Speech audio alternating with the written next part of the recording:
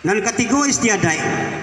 Adapun yang dinamakan istiadai ialah orang yang berhak akan haknya, seperti laki memerintah bini, bidua diperintah dengan kodo, kabo jubantiang diperintah di setekang gubalo. Bakatu Allah Ta'ala dalam Al-Quran apalah katanya, wa iya fatakun, akan aku takutlah engkau akan aku. Bakai siapa bakai takut? Wa atiullah wa atiur rasul wa kuli amri minkum. Iya tunggu. Takutlah engkau kepada Allah dan Nabi dan orang-orang yang memimpin di sekeliling kamu.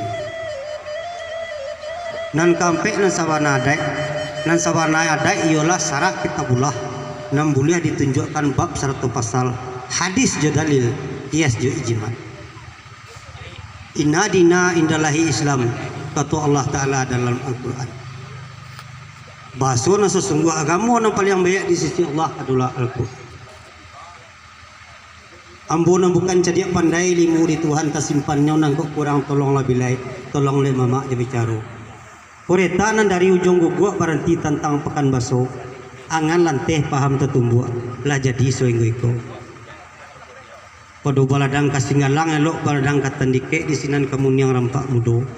Kalau dirantang namanya panjang elok dipuntanya singke dia biak sekadar ke pegunung. Iyalah warih nak kita jawe saratu pusako nak kita terima sejak dahulu sampai kini. Ada tajun pusako 6 perkara. Pertama tanah tabaliak, kedua gugu dari tangkai, ketiga gutiang siba baju kampe kadang menyimpang kalimu tali tabanam. Dan keenam membuat pengulu atau labai. Baana waktu kok ini ialah basuo salah satu dari nanam.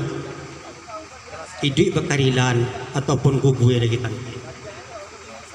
Dahulu nan dilawan bapatah je bapatuah semua mangguk kan neneyo semua menggeliangkan dan tidur. Pai tempat bertanya pulang berpakai berito. Usui menyelesaikan keruh menjanihi hukumnya dia kata bana. Dilawan segadiang duduk sejamba makan. Kata adai kata sarak kata pemerintahan dalam negari Lubuk Pandan. Yaitu Amir Hussein.